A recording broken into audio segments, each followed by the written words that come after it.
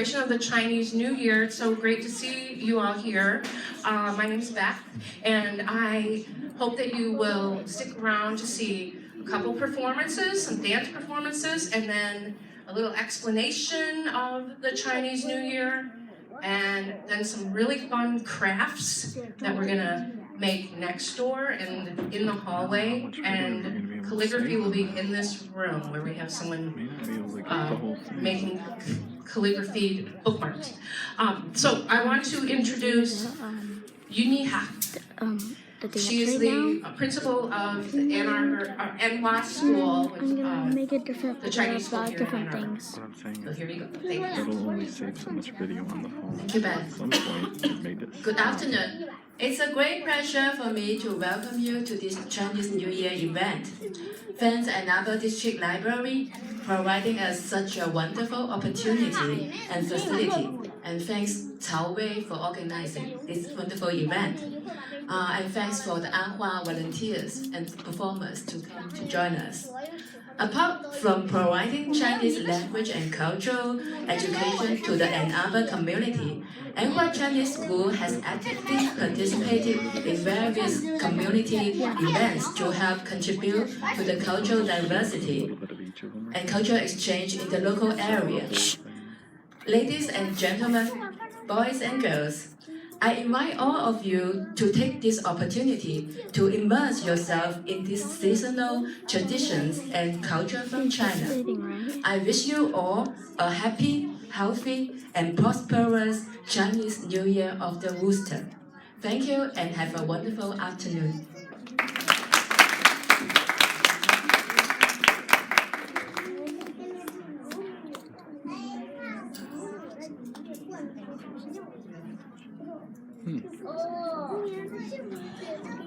If you cannot find a seat, you can go ahead and sit on the floor here.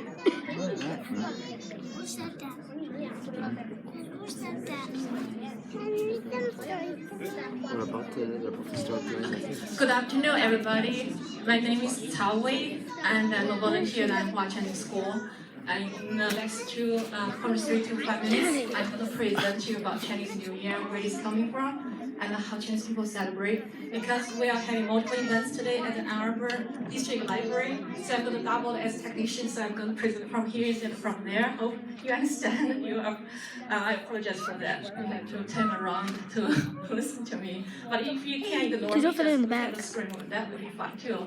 So this is obviously people asking why do you put a 4,718 in here, because that's how old Chinese official history started. So this is the year of 4,718. And when Chinese people declare the beginning of the year, it's the Chinese lunar calendar, not based on the Bulgarian calendar, right? So I'm going to show you how Nian comes from. Chinese New Year is called the Nian Guo Nian.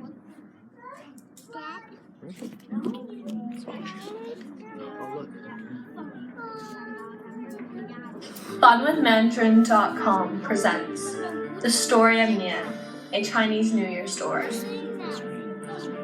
Once upon a time, long, long ago, there was a man eating monster called Nian. This beast lived deep in the ocean. It would sleep every day of the year except on the last day of the lunar year, when the cold winter months would turn into spring. Nian would come onto land to attack and eat whatever it could find and whatever lay in its path. This was the night that everyone lived in terror. Year after year, Nian returned. As this was a beast that was far too powerful for anyone to take on or defeat, many had tried, and all had perished. On New Year's Eve, all the villagers would take their loved ones, old and young, deep into the mountains to take shelter from the beast. One year, on that night, a traveler came to town, looking for food and shelter. Everyone, with the exception of an old lady, was far too busy packing to pay him any kindness or offer him a simple plate of dumplings or a place to sleep. After his meal, the passerby was touched by the old lady's generosity and decided to bestow a long hidden secret of how to be rid of the New Year feast. That evening, when Nian arrived at their village, all the houses were dark, except one in which the old woman lived. As Nian saw the light, it licked its lips with anticipation and approached the house. Suddenly, it was greeted with deafening noises of firecrackers sounding endlessly. The monster was frightened and startled. Next, the beast saw that the house was covered in red paper. That scared Nian even more, and it took off running back into the ocean. When the villagers returned, they saw that the old woman was unharmed. Everyone was eager to learn what she did to survive Nian. The old woman told the villagers that Nian was afraid of loud noises and the color red. The next year, the villagers stayed up all night, lit firecrackers, lit red lanterns around their houses, pasted red paper on their walls and doors, wore red clothing, danced to loud music, and banged loud gongs and drums. That year, and every year since, Nian has never returned. This eventually became a tradition and the way to celebrate Chinese New Year. 新年快乐，恭喜发财！